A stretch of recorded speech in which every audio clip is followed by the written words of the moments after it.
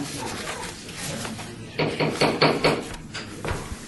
I'd like to call to order the City of Las Vegas Historic Preservation Commission meeting for June 24, 2015. Please call the roll. Chair Hall. Here. Vice Chair White. Here. Commissioner Hall. Here. Commissioner Klein. Here. Commissioner Beck. Here. Commissioner Hodgkin. Here. Commissioner Sirfall. Excused. Commissioner Bellis. Excused. Commissioner McMillan-Arnold. Excused. Commissioner Levine. Excused. Commissioner Cosgrove. Here. Commissioner Mooney. Here. And Commissioner Williamson. Here. Thank you. We do have a quorum. Thank you. Item number 2, announcement regarding compliance with the meeting law. The question is, have we?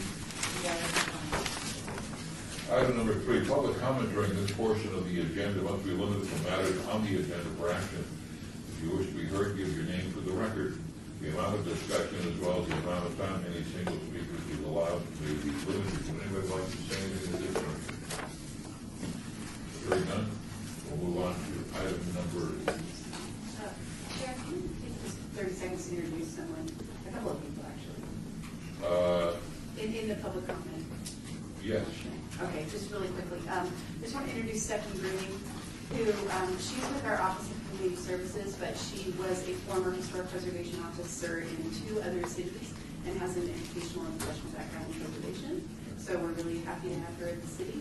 And then also Nicole, sorry to put you on the spot. Nicole is going to be helping me with some of the HPC projects and staff reports and that kind of thing. So Nicole Eddowes, she's with planning. She's been in planning for 11 years with a small break. Yeah. Short break. So anyway, just wanted you guys to get familiar with these 2. Well, I want our other 2 members of the general public, must it feel bad to identify them as well? I just wanted to. We know Heidi. Oh, so that doesn't count? But for the record. For the record, just, you know. Okay. all right. Heidi's Swing, Assemblyman Swing, and what is your new position with the Nevada Preservation Foundation? Director. Still director, okay. Still director. I'm Dave Sharp. I'm president of the Harrison House. Great, thank you. So we'll move on to item number 4, which is an abeyance item. And before we go to that, as part of the minutes question, is there a new piece of legislation that requires us and impacts us on minutes? I thought there's been about 45 days or something. SB 70? She's shaking her head, yes. Okay. 45 days, I believe it has to be approved. Okay, so maybe the next, I'm sure that because I just happen to notice we're back at March, but I think that it doesn't impact me. Okay. We'll be in compliance. Great, thank you.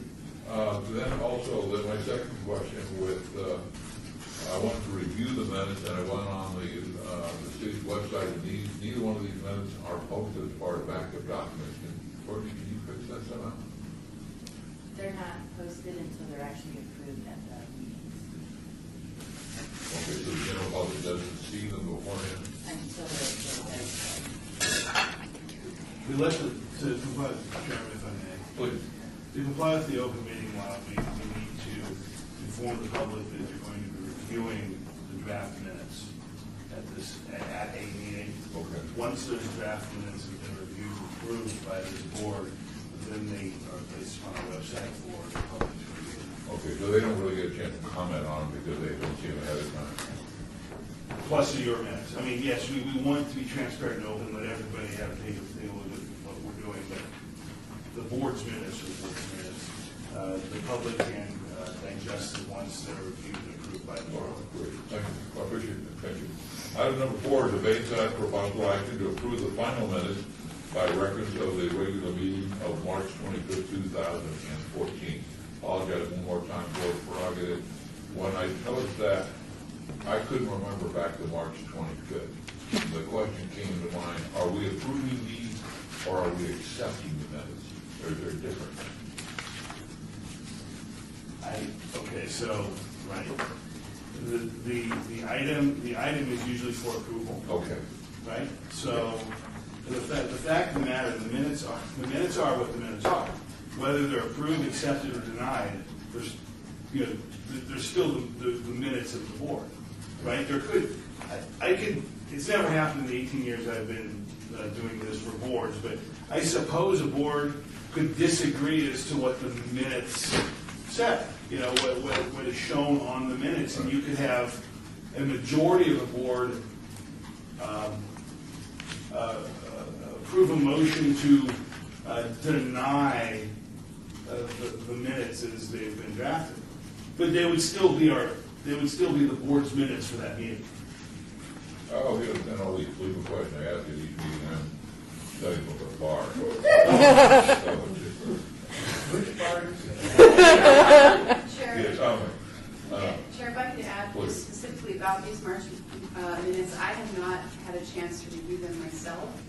So I'm guessing that we will take any comments and revisions from the board, and then I will review them, and then they will be approved. So the approval would be on the condition that my comments would be added later. Unless you want to move, because I haven't had a chance to review them yet, so I just got them this morning, the March minutes. Okay. Well, we have a I couple don't of think you can approve, I don't think. What we can do is we can hold these in advance until our next meeting, pending the Historic Preservation Office's review, but also give us the additional time to review them and see if there's any changes. Or we could simply accept them as they stand now. So I'm open to our board for discussion. Anybody have an opinion on this? I move for abeyance. Okay, we have a motion for advance. Second. We have a second, public discussion. Board discussion. Hearing none, all those in favor say aye. Those opposed, motion carries. You should have an email that you can pull down that was sent out this week, I believe, or late last week on the minutes. We'll touch base, Chairman, we'll touch base with the clerk, to make sure that she's aware of the new law that was passed in the last legislative session. We want to make sure that you get your things timely so you can review them before you get to this meeting. It doesn't make much sense to have you come to a meeting to approve minutes that haven't been reviewed. Thank you. Let's go to item number 5 then. For possible action to approve the final minutes by reference to the regular meeting of May 27, 2015. For a motion? We have a second discussion on the minutes of May the 27th, 2015. Hearing none, comments from the general public, which you haven't seen, so your comments probably do. All those in favor say aye. Aye. Those opposed, motion carries. Now, item 6 on the agenda, which is HPC 59661, for possible action regarding funding the Historic Preservation Commission Legacy Fund. Courtney? At the May 27, 2015 HPC meeting, the Commission requested a review of all small grants funded through the HPC Centennial Legacy Fund program. HPC has 2 grants currently open. Sarah M. Knight Credit Grant, the amount of $5,000 for a book about the history of the historic West Side. All invoices have been paid. The final product has not been received. And the Harrison House Inc. grant, the amount of $4,020 for publications and events celebrating the Pioneer Trail in West Las Vegas. The signed funding agreement has not been received, and no work can commence until that has been received. Question? Oh, and just to let you know, unfortunately, the full Excel spreadsheet with all of the grants and expenditures for the HPC and Centennial Legacy budget did not print and go out in your packets. I emailed that to you this morning. We're having some email trouble, so I hope you got it. If not, we printed it out for you in full here. Quick question. Of the money for Sarah and that credit report, has any, how much of the $5,000 been paid? It's all of the invoices have been paid. And they have a representative of the project who's been keeping in touch with me as the project has been going. They're scheduled to do a report today, and Cynthia said she would be here. Well, I'm gonna hold that part of this and let it trail for a while. The second part, the Harrison. Oh, okay. Welcome. Sorry, Please have a chair. We are talking about the Karen Knight book. Could you also, could you bring us up to date on where we stand on that? there is an item, item 8. Item 8. Right. And we're gonna wait for item 8. Thank you. Sorry to interrupt there. The Harrison House, there's two steps in that. First, you need a funding agreement, and then receipts for anything that's sent out as funding agreement. Correct. The funding agreement needs to be signed and the work cannot begin. And if the work is begun and completed, it cannot be reimbursed. And so we have the funding agreement actually, technically we could not reimburse any work that was completed prior to the signing of the funding agreement. Is there a clock ticking? I think they are, I would need to just quickly review when their grant was approved. It looks like, March of this year, so they have till March of, the end of February of next year to complete the project. Typically, the funding agreements are required to be returned within, a few days of being sent out. We have a representative from the Harrison House here. And we do have an item 7 for an update on that particular grant as well. Then I'm going to wait until item 7 comes up.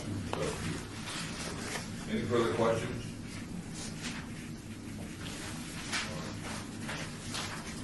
Hearing none, we will move to item number 7. Item number 7, which is the report by Harrison House regarding the status of the EPC project. Celebrating the Pioneer Trail. The Harrison House Inc., a representative of Harrison House Inc. will provide an update to the application for funding from the HPC City Legacy Fund for $4,020. Once again, the Sun Funding Agreement has been signed.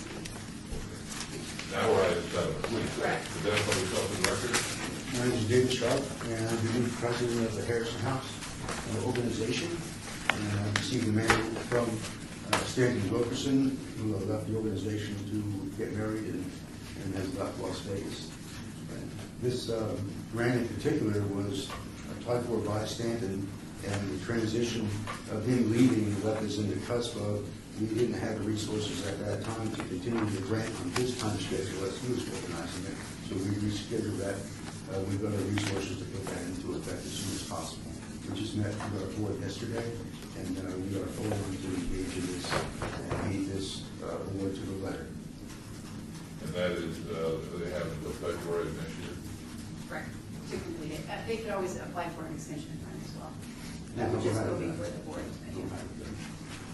Any questions from the commission? Please. I'm sorry, I'm confused. So they have to February of next year to complete the grant and to give us all the information we need. That's what that grant request includes, right? Right. Volunteer hours and all that stuff, right? The termination date would be essentially the day before the grant was approved, which is March 25th. So I apologize, they would have until March 24th to complete the grant project and submit the invoices to us to be paid. Okay. Further questions? General public? Hearing none, thank you very much. Look forward to finishing this project and having all the paperwork. Thank you very much. And just as an aside for the Harrison House, I just want to say as the president, I'm honored to be here. And I feel that there is one of the higher callings in Las Vegas is to rehabilitate the Harrison House and to put it to good use as a community outreach resource, which is what we are on track to do. Thank you. Thank you.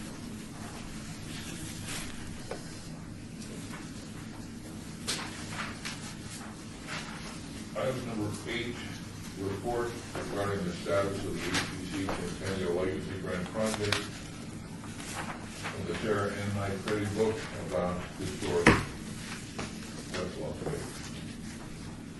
money. The grant was approved in September of 2013 in the amount of $5,000 to conduct a seminar about the history of the historic West Side, hire a writer, photographer, videographer, and designer to create a publication about the history of the historic West Side, and cover costs associated with publishing that book.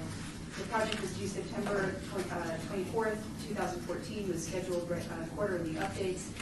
Due to the passing away of the project manager, Ms. Creddy, a project representative, requested and was granted an extension of time.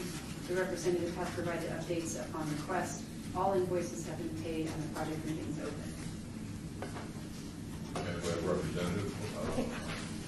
Good afternoon. My name is Cynthia Cicero, and I'm the editor of the book. And I'm very pleased to announce that the book is finally with the printer. We should be getting a mock-up soon, and once that's all approved, have it printed, and we will be planning with Saran's son, James, how we're going to do a book release. So I'm hoping we can do something in July, in conjunction with her birthday, which is July 25th, but that will depend on, when the book is printed and completed. But we will be distributing copies, to everybody on the commission here, special collections throughout museums, schools, and then some, I guess, will be for sale. Sounds like good news. Questions? As long as I know it's in print, that's good. And the funds for the pay for the printing have been installed. That's all we went through the Centennial Commission grant. We have a grant from them, and that's the rest of our expenses are being funded through the grant. Well, please let Courtney know as soon as you've got a firm date. You can depend on Yeah, she's been great at keeping in touch, so. Questions from the general public? Thank you very much for Okay, coming. thank you. That's good news. That's very good. Item number 9, a report by the Department of Planning regarding an update on the 2015 Historic Preservation Fund grant. Courtney? On May 27th of this year, the HPC received a presentation by Logan Simpson regarding the findings and recommendations from the World War II era residential housing in Las Vegas, Park County, Nevada, 1940 to 1945 historic context report. The report provided detailed information on Las Vegas neighborhoods constructed during World War II, including the Huntridge, Biltmore, Vega Verde, Beckley subdivision, Seabed Acres, Eastland Heights, and Charleston Square neighborhoods. And it also provided guidelines for assessing the National Register of Historic Places eligibility of single-family and multifamily dwellings and subdivisions. Their recommendations include further study of all neighborhoods with the exception of the Beckley subdivision, which has completely been converted into commercial. All of the homes were demolished or were converted to such an extent that their architectural integrity as a World War II subdivision is lost. The majority of Eastland Heights is located in Clark County, which would require significant support from Clark County to initiate and implement the district nomination of the entire subdivision. The 2015 HPF grant scope includes a nomination report for one neighborhood as an historic district, combined with a public outreach campaign to the nominated neighborhood based on the findings in the 2014 historic context report. Staff is working with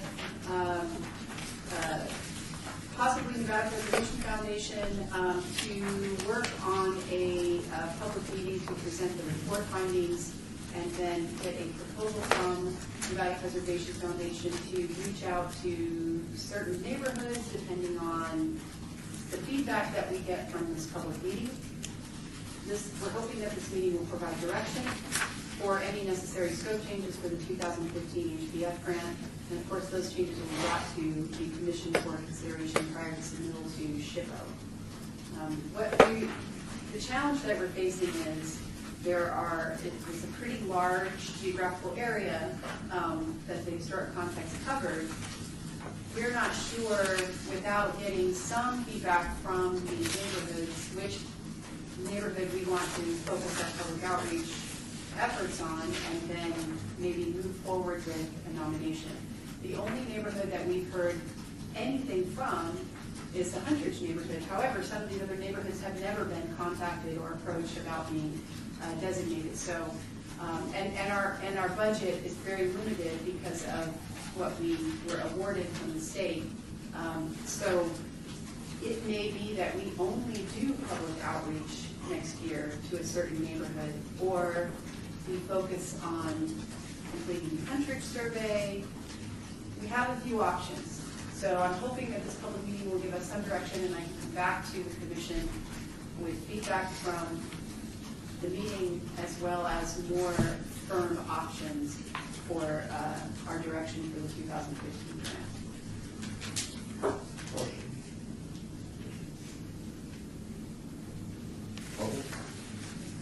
I would like to say that I would like to get more information about that and put the notified district and the Harrison House and West Street in consideration for that. We are doing a lot of public outreach ourselves and trying to get the word out of who we are and what we do. It's amazing in conversations that I'm in with people about the Harrison House and its history and its life. I never know that. You know, people have a campaign along with what you guys are doing, you would bring some more publicity and notoriety to us, which we need.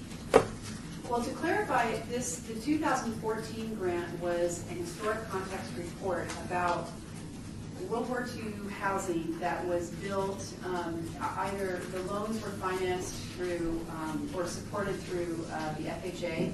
So they were kind of housing subdivisions that were built during World War II. So it did not, it addressed the historic West Side in terms of stating that there were some homes that were built post-war, but not necessarily part of this FHA historic context. So the public outreach that we would be doing would be focused on those neighborhoods that met that criteria. That being said, we do recognize, the board recognizes that there are significant resources in the historic West Side that need to be included in any kind of public outreach. It's just not related to this specific grant. All right. Yeah. For the record, please, would you identify yourself for the... David Sharp, President of the Harrison House. I think that there are some things happening that you should know about in the historic West Side. Do you know Steve Clark from UNLV Architecture School?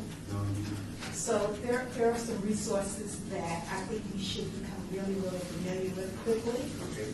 And I think there may be some opportunities that you're not aware of. Thank you very much. Okay. Question 14. If we haven't reached out to these neighborhoods, partly a budget issue, correct? Correct. I'm wondering whether or not, do we have a sense of how much that would cost? Well, we don't yet, because we don't know, and not to put Heidi on the spot, we don't really know what our geographical area is for, if, let's say we decide to go with the Huntrich neighborhood. It's quite large, and that would probably alter a proposal significantly, as opposed to Charleston Heights, which is smaller. So and then once we know kind of what the geographical scope is, then we can start looking at how the city can help with some of our own resources, either staff or our community services department has access to certain volunteers that they, can assist with going door to door in some of these neighborhoods. So we just, until we know exactly what we're going to focus on, we don't have a sense of the overall cost. And you're going to come back with that? Correct. Following this public meeting, which is scheduled for? We don't have it scheduled yet, but it's got to happen soon, so we're working on it. Soon, meaning we have before the end of the summer or in the fall this year? It's got to happen in July, so we can get moving on our scope changes. Sorry, can I ask this? Sure. So Heidi Swank, the Nevada Preservation Foundation. So the grant that we got to work on the Beverly Green and Paradise Village historic districts, that is about 300 houses across those two proposed districts. And our grant, we got $15,000 for that. And really that, because there weren't a lot of models out there to follow, we did kind of our best guess as to how much this would cost. And so if it would help, I could take a look at it. We're almost done with Beverly Green. We only need 10 more letters of support for the Beverly Green Historic District, and then we're ready to go.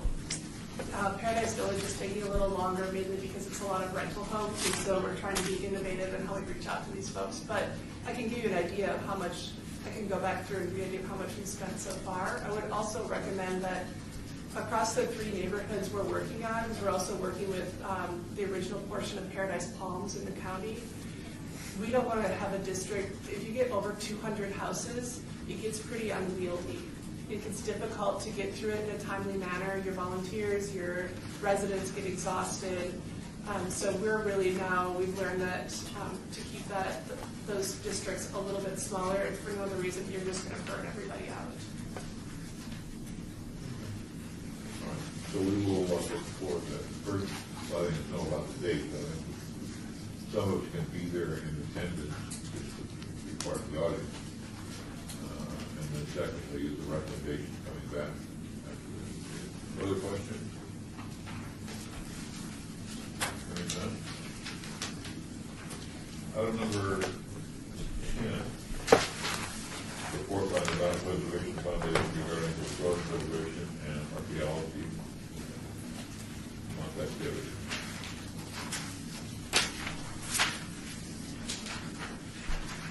So I think, again, Heidi Swine from the Nevada Preservation Foundation, you all have recently had the brochures printed up, and I didn't think you had them, so I brought them so you can take a look at them. And then I also brought some of the brochures from our Historic Preservation Month event. We had this one event this year, so I thought I'd pass these around. I don't have, it was a very successful event, so we don't have a lot of leftovers. But I thought I would pass it around. Courtney asked me to come in and just talk about the home tour. That's what we're talking about, right? Yeah, home tour? Yes. Yes, okay. I can share that. Okay, so this was our first home tour that we had done. We based it on what other cities like Tucson have done and Phoenix have done. I'm just going to run through kind of how the event went. And it went from 11:45 a.m. It was on May 3rd on a Sunday afternoon, 11:45 until 6. We started off at the Morelli House. That was where the registration took place. And we had a keynote talk that kind of kicked off the event. And we brought in Alan Hess from LA to give a talk. His talk was entitled Las Vegas, the American Bauhaus. And it was a very full house. People were inside and outside the Morelli House. So I think next year we need to find a bigger space for the registration and kickoff event, which is good. So in the afternoon after this kind of kickoff event, the attendees had about 4 hours to look through 15 mid-century houses that had volunteered to open their doors for this event. We had across 3 different zones that you can see in that brochure as it comes around. We have a really great member of our program committee, one of our volunteers, Patrick Coleman. He works at Macy's, and he coordinates the Macy's volunteer program. So we had Macy's volunteers. We had 2 people at each house, one at the front door to make sure you had a wristband when you got in, and the other person to kind of answer questions on the houses, and we prepared information for all of the volunteers. We tried to get 3 different types of houses. We had original houses, houses that have been restored, and houses that have been updated. And these have ranged from the 1940s through the early 1970s houses. And we also, for the homeowners, we gave them free tickets to the event so that they could escape their house if they wanted to, or they were welcome to stay and help out, whatever they wanted to do. In addition to the 15 mid-century open houses, we had our VIP Martini tour. And this was a tour at the end of the day of one house that was owned by, I'd never known there was one of these, but a comic xylophonist named Roger Ray. And you can find him on YouTube, and it's pretty funny. But there were 15 of these tickets, and you get a commemorative martini glass with our logo on it and the year. And you also, of course, get a full martini glass when you arrive at the tour. And they got a guided tour of this house. And this was like the second owner of this house after Roger Ray. And 1972 house on the golf course, all original, really fabulous house. So that was really great. And that one sold out. We sold all 15 tickets for that. So other details about the event. We were trying to figure out kind of what ticket sales should be. We had $30 for members and $40 for non-members in advance, and then $50 at the door. And we sold 170 tickets, not including the 15 that we sold for the Martini tour. So we had a really good turnout. We were really excited about that, especially because 2 weeks before that, we had sold hardly any. They all sold in the last 2 weeks. After the tour, we did a survey. We sent out a survey to all the attendees so that we could kind of improve on things for next year. And I just brought some numbers. One of the questions we asked was how many houses did people see? And 53% saw either 13 to 15 houses. So that's, most people had enough time to get to all of the houses. 63% said that they had enough time, so we thought an afternoon is probably good. 86% were either satisfied or very satisfied with the quality of the houses that were shown. And 88% said they were either very likely or extremely likely to attend next year. So that was all very positive. But I think the most interesting, especially probably for the commissioners, is some of the written feedback that we got. Because I'd said that we had original, restored, and updated houses. People really didn't like the updated houses. They actually preferred, the vast majority preferred anything that was preserved or restored. So people are looking for the houses that look original inside and out. And so that's going to be our focus for next year's tour, is to try to find more of those houses. So we're going to keep doing this every year. It was a really great event for us. Our overhead costs were only 35%, so that was really good. And we're thinking about doing it in the fall next year. Just doing it during the legislative session on the odd number of years is really hard for me. And we had a great interim executive director, Michelle Laramie, this session, but we don't know what we'll have her every year. So we might move it to the fall, or we might do a holiday-themed home tour. And so then the program committee is going to start planning that. We have an exhibit that's opening next week at the Springs Preserve, this Modernism at Risk. And once that gets kicked off, then we're going to start working on next year's home tour. So I'm happy to answer any questions on it. It was our only event we had this month, too, because it was such a big event on fire in May. I thought the big story we alluded to it was 170 people. Maybe a year ago, 2 years ago, 40, 50 would be successful. It was packed, and there was, I think people were surprised. Alan Hess was surprised. We were surprised. Yeah. It was really something that was very special, and a very nice job. Everybody was cooperative, everybody was happy. Yeah, we got lots of really great feedback. The other thing that I left with was the homeowners were just as interesting as their homes. They were all just human beings.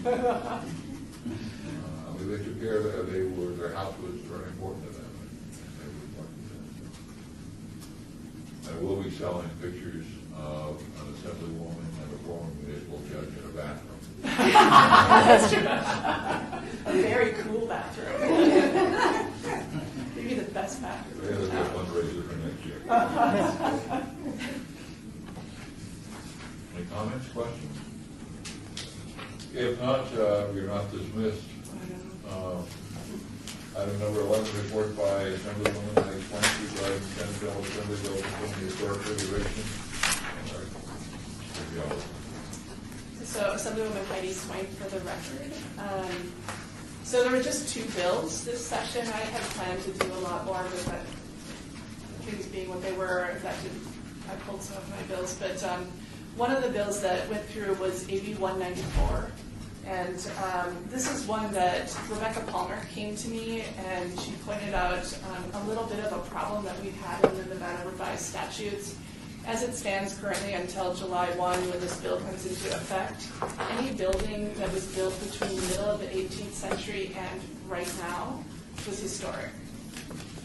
So, yeah, like if it just finished now, it would, by the NRS, be deemed historic. So this was kind of problematic for Rebecca and also Peter Barton in the museum. So that was just a quick fix that we did. We just put that back to put the NRS in line with the National Trust and said it should be 50 years prior to the current year.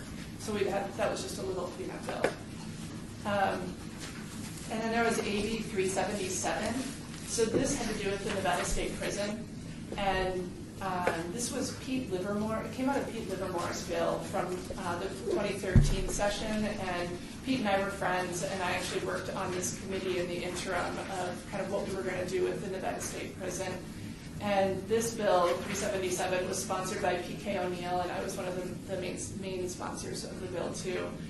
Basically what it does is, as you all know, I'm sure that the Nevada State Prison is a huge complex, and some of those buildings are historic and some of them are pretty new.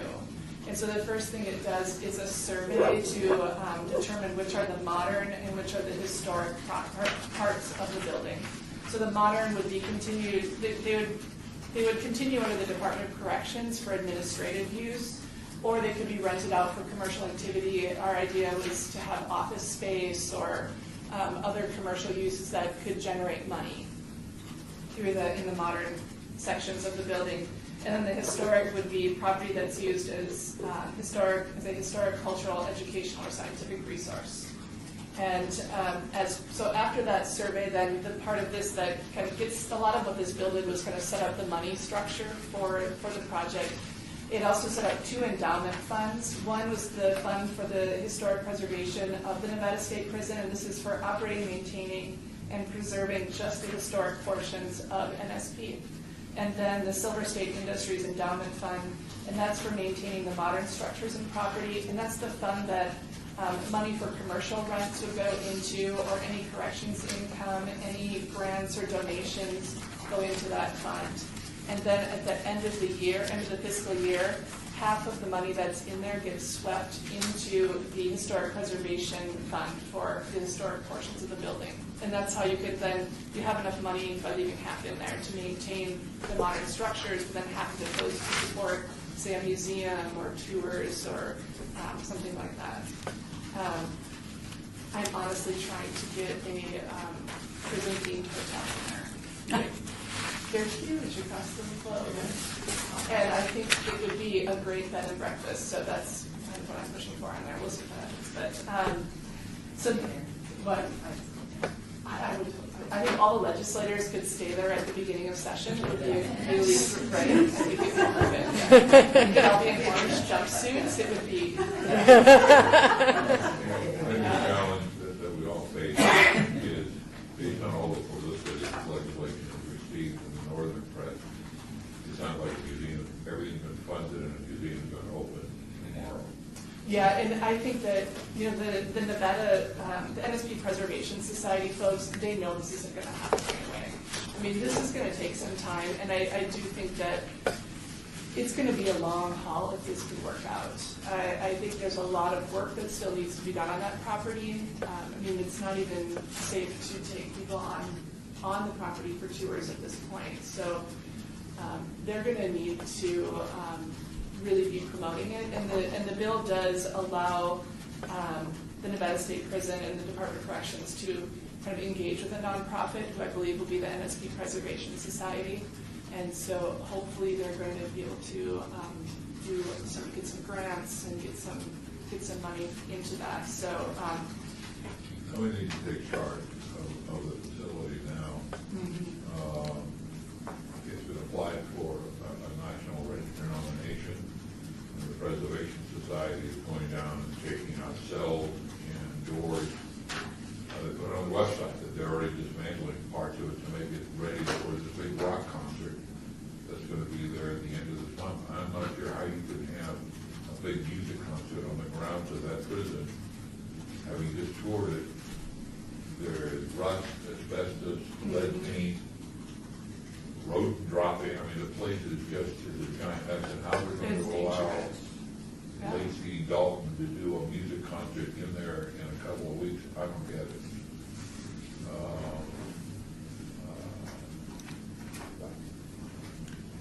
The legislation before is a historic site, but it's going to be a couple of years before anything opens. And I suspect you're going to be dealing with it at the next legislative session. I suspect, and I know that the Preservation Society is anxious to get folks to have some kind of tours and I feel like that slow and steady wins the race, not kind of jumping ahead. And I'm hopeful that they can learn that decided not to follow the rules and regulations. They just file forward, and I think it has a chance to become a giant controversy negatively. So I would say keep our eye on that as well. Although it doesn't fit in the purview of the city's historic. In fact, there are taxpayer funds that are going to be going into that. It does fall in the purview of my office, so, yeah. And Any definitely questions? keep an eye on it. I just had a comment about a prison hotel. In the late 1990s, I stayed in a jail that had been converted to a hotel in South Africa. I think I read about that one. Yes, in Cape Town. But it was pretty neat. It was really, really fun. So it's something that's been going on a couple decades. And they seem to range from being really kind of recreating the prison feel to being five-star hotels, from what I've seen across the globe. I'm not sure I want to go to the actual prison experience, but I'm not sure I understood, was the prison before or after? It was a jail, actually. It wasn't a prison. It was a relatively small hotel. Well, please keep us up to date on that. I will. Thank you. Any more questions? Item number 12, report by the Department of Planning, May 15, 2016, historic preservation and archaeology approved. The City of Las Vegas partnered with the Nevada Preservation Foundation and the Neon Museum on the Motorport Magic Mid-Century Architecture and the Roadside Motel panel discussion, which was held Saturday, May 23rd at the Neon Museum. Panelists included Jerry Stefani, who presented a slideshow and brief history of motorports in Las Vegas, Craig Palacios and Tina Wickman from Bunny Fish Studio, Damian Klinko, who's president of the Tucson Historic Preservation Foundation Board, and Suzanne Newberry, assistant professor of art history at UNLV. The discussion was well attended by approximately 85 people. The Nevada Preservation Foundation provided volunteers for the event, assisted with all facets of the coordination, and promoted the event. And the Neon Museum provided the venue space, of course, assisted with all facets of the coordination and shared event expenses, and promoted the event as well. The summary of costs, as the HPC approved Historic Preservation Month budget not to exceed $2,000. We did not exceed that. The plaques for the annual awards came to $78. Travel and lodging expenses for Jerry Stefani were $773. And the audio-visual equipment rental, we shared expenses with the Neon Museum, so we basically just rolled over the remainder of the $2,000 to them to help with those expenses. So I think it was a pretty well-attended and pretty successful event. Questions? General public? Item 13, report by the Department of Planning regarding the status of the rehabilitation of the historical site.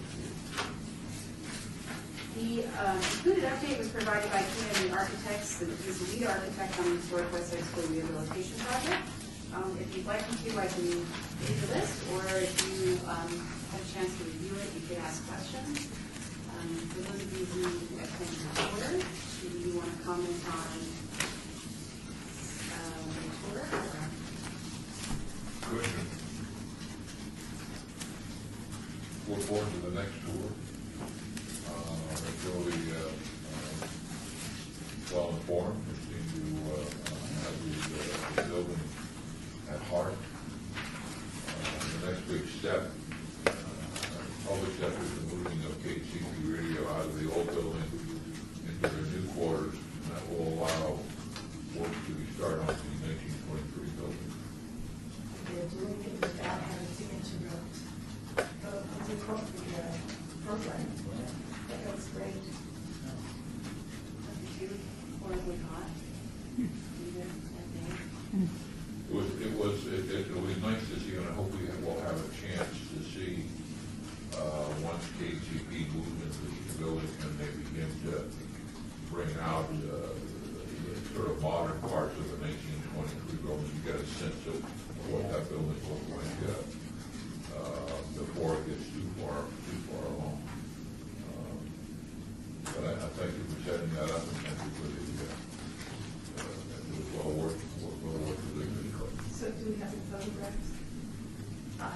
sent you one photograph, and my phone was full, so I don't have a ton.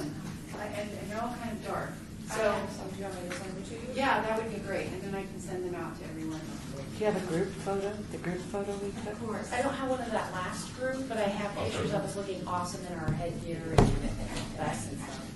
I do have one, and then apparently Bob has one as well. Of the group? But you know, that project is moving really quickly, so maybe we look at setting up another one in a couple months. Sure.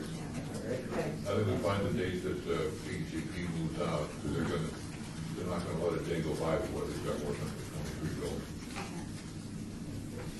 So you were saying you had mentioned earlier you were thinking you'd like another tour once KCEP moves in.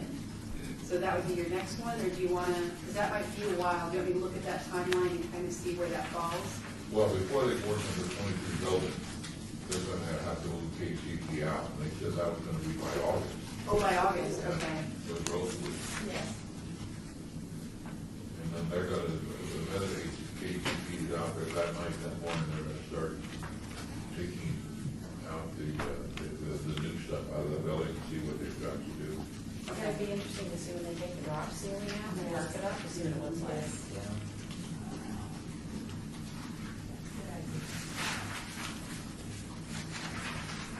Further questions, comments? No public? The only thing I'm sorry, one thing I think which is important is I understand the Variety School building is going to go out, and they're going to move to Laurenti Park. But in front of the Variety School is the remnants of the old pool. And Sam Tolman. indicates that they're going to try and preserve those tiles or do something with those. That pool is a real important, I think it's 1946, 47. Correct. And that came out of our stakeholder meetings. Commissioner Arnold was heavily involved in those, and Very strongly on that. Yes, that was one of the big takeaways from those is that we're going to preserve that footprint as much as we can. I don't know how much of the tiles still exist, but the footprint of the pool is still there. They might have, I think they built something over half of it, but we'd like to honor that somehow in the design of a plaza and keep as much of that original material and incorporate it back into a plaza design. Yeah, because actually that was the Jefferson Center pool. Right. That was probably the only city pool on the west side. And the handprints came from the West Side School from the young kids who had made those tiles. And so they were there and they were going to take them down, and we were walking around and I said, we have to save the tiles and say you've got to indicate something. So they were supposed to be putting the tiles around the pool and make some kind of a reflective pool in that area. There was this sort of unknown entertainer was help raising money for the Jefferson site, Josephine Baker, something like that. She did a whole appearance at the War Memorial Building to raise money. For the Jefferson, for the VFW, because it was originally VFW, then Jefferson Center. This is as we had for Jimmy Gay. Jimmy Gay. Come down and do something. I thought it was Jefferson. So it was a 1954 visit? Excuse me. Oh, no. Maybe April. What time, Bob? What time? What was the temperature?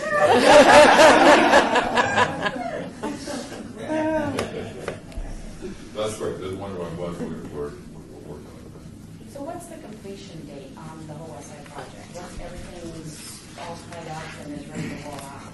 I don't know that we have an exact completion date. I believe we are looking at, it's 2016. I had a recent month in here. I apologize if I don't. Probably in September 6th, one of my, I don't know. Yeah, it was like fall of 2016 is what I've heard. We have a sense that when we were out there, we were told that none of the occupants, the new occupants, the businesses,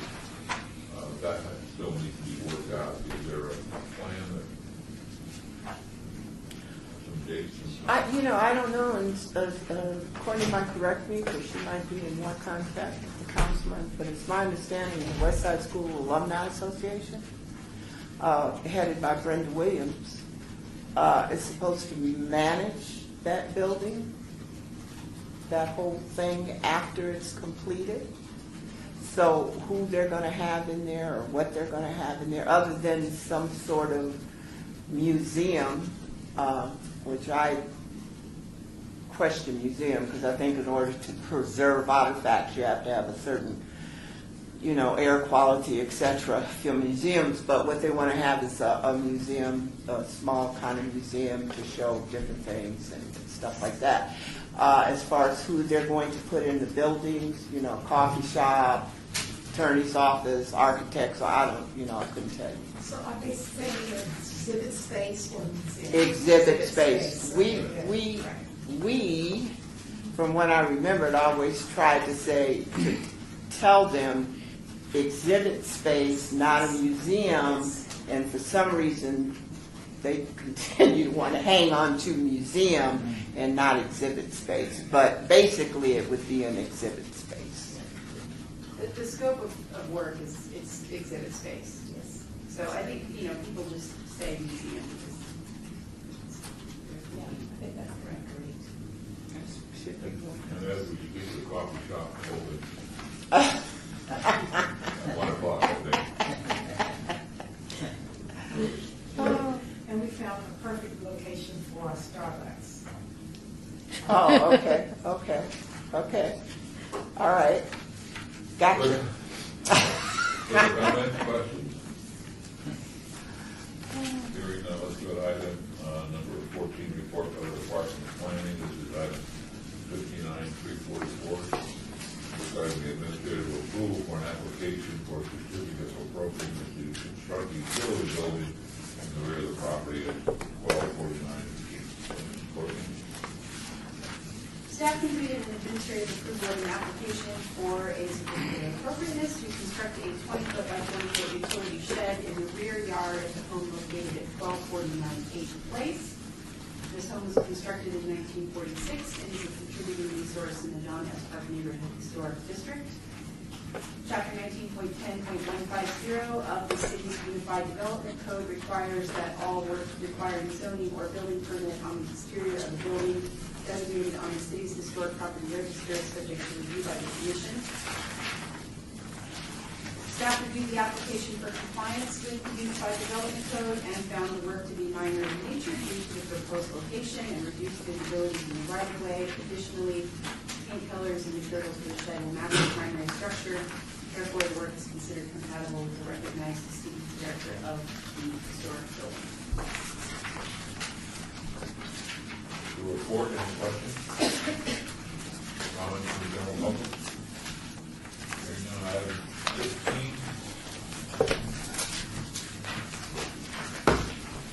Report by the Department of Planning regarding historic issues in the local media and other reports. Okay. Normally we have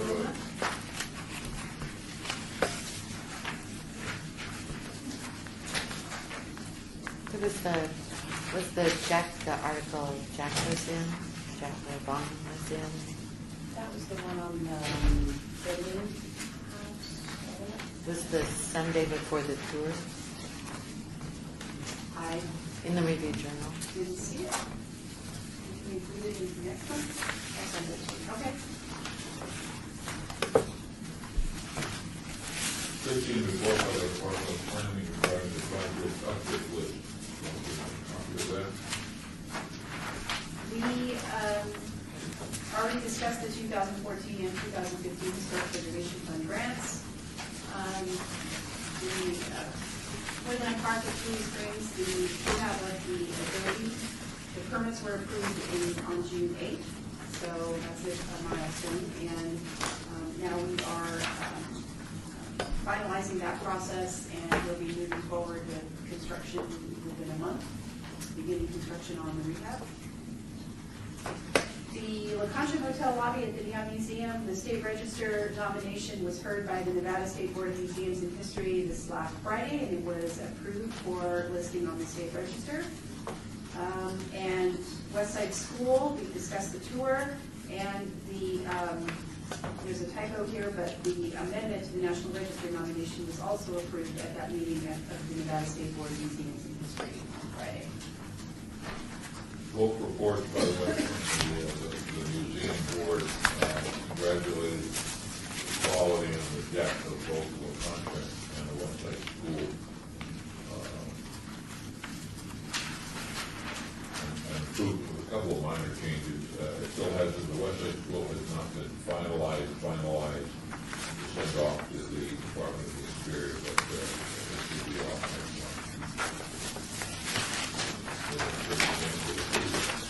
Courtney, That's great news.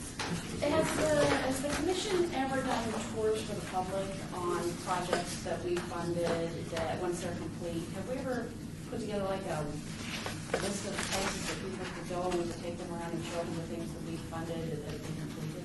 Did that ever happen? We have done tours of the John S. Park neighborhood in the past, but I don't know about specific, I can't recall off the top of my head. I've done several tours of Floydland Park, just for various groups. Can't recall any others unless you guys, the commission, has any recollection.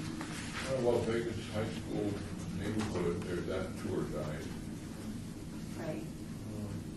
But I don't think there's any one. Because I know when we were at the West Side School, I was obviously posting on social media, and people were saying, where is that? Where are you? You know, what are you guys doing? It seems like you guys are doing cool things. Can we come look at it? And you know, the commission would ever sponsor anything where we would put together a list of things that had been completed, that either we could get out to the public and say these are where they're at and you can go look at them, or if the commission had ever sponsored anything. And we were actually thinking about doing a bus tour and having beer, but that was just our conversation. We did one year during historic preservation. We have a walking tour of the John S. Park neighborhood, and we have a printed guide to that that's online. Anybody could print that out. But that walking tour, that was surprisingly successful. We had more people on that than we thought we would. So there isn't We've an done audience tours for during things like Historic that. Preservation Month. Yeah. Like we did a pretty valley-wide kind of historic tour 2 years ago, or the year before, 2014. Because we've now got Tully Springs, the Kyle Ranch, and those big things that are going on the West Side School. I think there's a good point in that, and maybe it's just me, but I think sometimes we live in a bubble. I was at a meeting last Thursday at CNPR, their editorial meeting, with all their news producers and so forth. And I suggested that because the nomination was going to be coming up Friday with the State Museum Board, that they do a story on the West Side School. Lots of blank stares. And these are people that are out and about and doing stuff. So I think there's lots of things that we're really familiar with, and we assume that the rest of the world knows about. I mean, although with the home tour, that was just wonderful to see 170 plus people come out. I mean, that shows people would be interested in that too. That gets something. Yeah. So I'm trying to think if we can jump to item 17, and maybe you can suggest something that we could put on an agenda. Sure. I'm not sure what the idea is, but maybe we can. Well, so historic preservation month is May. So we would have, we can plan something for next year, then we can discuss that? Okay. Well, and we usually start planning for that towards the end of the year or January. So do we want to put that as an agenda item, say December or January, or? Well, I'm not quite sure what we're talking about. One of the things I heard was that maybe this commission needs to visit some of these sites rather than individually, maybe a group. I'm not sure we just need to do this every year in May. Maybe there's some other things that we can do between now and then. There's a lot of activities that go in May, and maybe we don't conflict with that. Well, I'm not sure what the proper process to discuss this would be. If there's already literature brochure online, walking tours people can do themselves. Is that something that we can put out and just say, these are available, you can do them on your own? But then also, and this would be something more towards the end of the year, discussing next year's historical preservation month. We do have brochures online. Some of them really need to be updated. So like the Las Vegas High School one needs to be updated.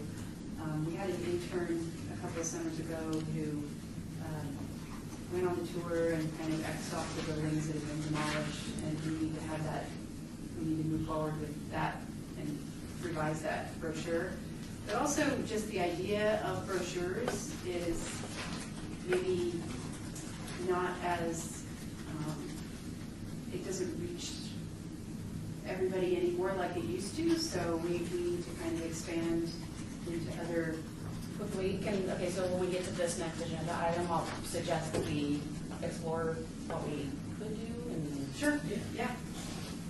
And we're still under the item 16, which is report by the Department of Planning regarding the project update list. So we have some movement. Any other comments? I just think it's a really good idea. I chaired the Urban Land Institute for about it, and our membership was very interested in West Side School, so I was glad that I got the opportunity to take the tour, and we're following up. One of our members is from Whiting Turner, the contractor. We're going to get a tour of it, but I think this is a great idea. We have so many good things going on, as Heidi mentioned, 170 people showing up for it. Get it out, get some recognition for the good work that the commission is doing, and there's definitely an interest in the public and in a lot of the professional organizations about all this good stuff. So I'm glad to help. Excellent, I've got your name. Okay, any further discussion? Hearing none, let's go to item 17, discussion regarding topics for future agenda items by the Historic Preservation Commission. Comments made during this portion of the agenda by individual commission members shall refer solely to proposals for future agenda items, and any discussion should be limited to whether or not such an item is within the purview of the commission, and or whether the proposal for the item will be placed on a future agenda. No discussion regarding the substance of any proposed topic shall occur, and no action shall be taken regarding the proposal. Would like to submit an idea for Me. So what we were just talking about, I'd like to see an item where we could discuss ways, I think both within maybe the Historic Preservation Month, but also outside the Historic Preservation Month, to make the public more aware of projects that we're involved in, if there's walking tours they could go on, if we would like to plan some type of tour for Historic Preservation Month. Because I know as soon as I started posting the pictures on Facebook, people were like, how did you get in there? That is so cool. What's going on over there? There was a lot of people on my Facebook page that were very, very interested. And I'd like to look at the second portion of that would be to focus on the Pioneer Trail. As a possible tour. Further comments, anything you would like on the agenda for next time? I like the idea of getting a tour of the ones that we have put money into and that are completed, because I'm new on this, so it'd be really interesting to see what has been done in the past and be able to see where we're going from there. Like we got an update on the cost for the years. Maybe not at the next meeting, but that we'd like to talk about that as well. For printing, okay. For just the Las Vegas High School brochure, or any brochures? I don't want to give it a ton of work to do, but I'd like to get a sense of the brochures that we have, what it would cost to update those. And with the idea that the update would include the web, the internet. The update would include what we have available online, or? To update what's available online. Oh, the cost. Yeah. How many brochures are we talking about here? 5 or 20?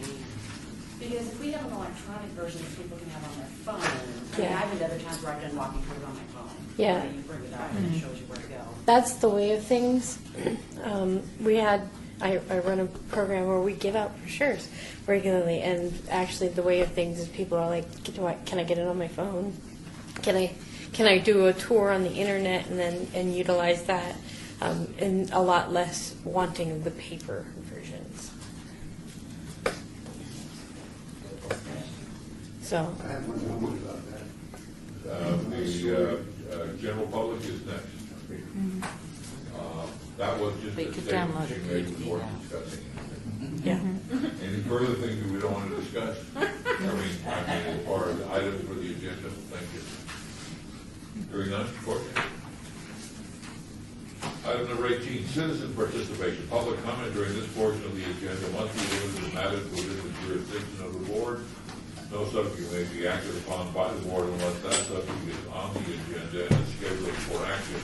You will be heard, give your name for the record. The amount of time the discussion can be held on a single subject, as well as the amount of time any single speaker is allowed may be limited. I'm David Clark, president of the Harrison House. Just a related story about the social outreach of what happens in that city. A year or so ago, I was at the Harrison House, and a taxi came up and about 3 people from Japan. And they had the Pioneer Trail map for the museum, and they were looking at the asked to come to Harrison. So, if you look at the social media and the outreach, this message is going throughout the world. So, bring that story to you. Item 19, we're adjourned. Public comment. Yes, please. Heidi Swank with the Nevada Preservation Foundation. So I just wanted to invite all of you next Tuesday. I've been working on this for the past year to bring this as an exhibit called Modernism at Risk that's done by the World Monuments Fund. And I've hunted for places, and one of our wonderful board members got us in Springs Preserve. So it's an exhibit of 5 case studies of modernist buildings across the globe that are at risk of demolition or have been demolished. And the opening is on July 2nd from 6 to 8 p.m. The exhibit will be there through September 6th. We would love to have you there. We're also going to have some of the footage from the La Concha project. And then the Nevada Preservation Foundation is going to be unveiling the Lost Desert Inn Estate homes. We curate the Hugh Taylor Archives, and he designed about 2/3 of those homes. And we're going to be announcing a project to revive and possibly rebuild some of those homes that were lost. So there'll be a couple that you get to see, including the home that Eddie Fisher bought when he married Elizabeth Taylor. What was the time? 6 to 8, Thursday, July 2nd, the Springs Preserve. You initially said next Tuesday. Oh, did I? Oh, I Yeah. do it. Okay, Thursday, July 2nd. Tuesday and the 2nd, get conflated in my head, sorry. And what was the title of the presentation again? It's Modernism at Risk. It's through the World Monuments Fund. They send it to us for free, and we send it back for free. And we're going to have a couple of events throughout the exhibit, too. Further comments from the general public? Hearing none, item 19, not an action item, which means we're adjourned.